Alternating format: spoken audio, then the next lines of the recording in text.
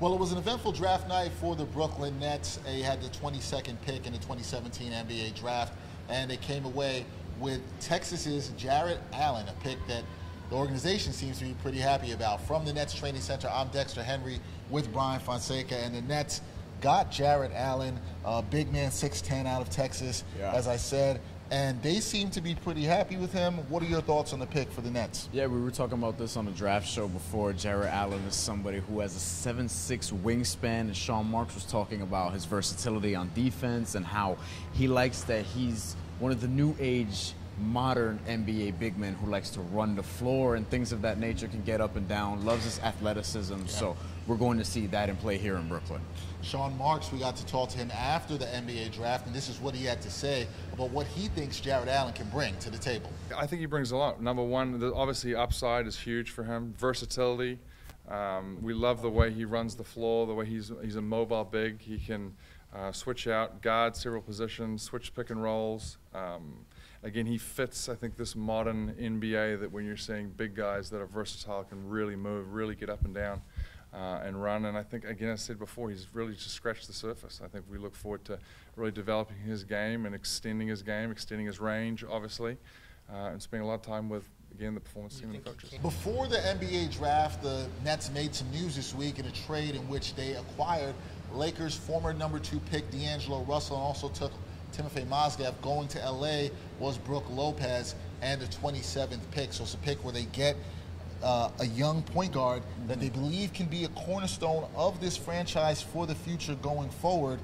What did you think of the trade? We heard from Marks talking about that, but what were your thoughts on the trade here, Bryan? Yeah, my thoughts were that the trade was something that you need to do if you're looking to get young talent at a position where you can't get it because Boston has all your picks. So this is kind of what you have to do. You have to get somebody who, look, the Lakers were in position to get Lonzo Ball, so they figure, all right, we'll get rid of D'Angelo Russell, and they wanted to get rid of the contract of Timofey Mozgov.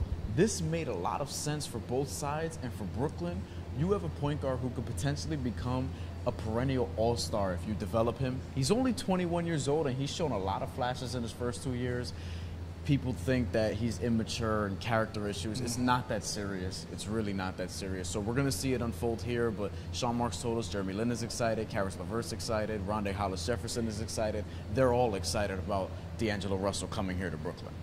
Marks also addressed some of the concerns regarding the character issues surrounding Russell, and he's pretty much not concerned about that. Take a listen to what he had to say. I think when you're able to get a talent like that in your gym, we're excited about that. You know, I mean, Kenny, the other players. I mean, we talked to Jeremy and Caris and Rondae and so forth, and they're excited about getting a young player in there with a lot of upside. So I think anytime we get Kenny and his coaching staff's hands on somebody, who knows where it goes. But again, I'm not concerned about, as you mentioned, the maturity and so forth. What I am concerned about is what he brings and what our culture and how we can help develop him, not as a basketball player, but as a young man. In the second round, the Nets had the 57th pick, and they picked up Alexander Vezenkov, a forward who played in Spain last year. Talked to Sean Marks.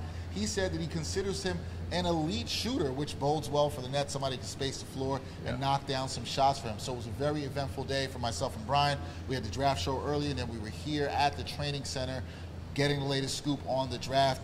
Wrapping things up, Bryan, what are your thoughts on the day and the week for the Brooklyn Nets? Well, I think considering where you started this week is a win, right? I mean, you don't have your own pick. Boston has it. They take Jason Tatum.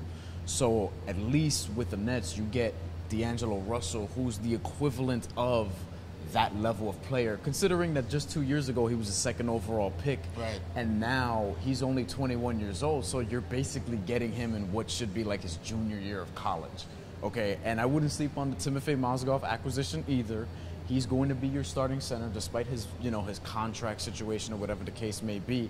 He's somebody who can come in, who can protect the middle, who can get some rebounds, and he does some of the little things that modern NBA centers do. And then we move on to the rookies, Vezenkov, Jarrett Allen. Jarrett Allen is somebody who Sean Marks loves, who he praised his athleticism, his defensive ability, and things like that. And Vezenkov, he called him an elite shooter. I mean, I wouldn't say that there's much more to add to that. You get someone who you think is an elite shooter and who plays the forward position. He's about 6'9" and can stroke it. So I will call this week a win for the Nets. And if you're a Brooklyn Net fan, you have reasons to be excited.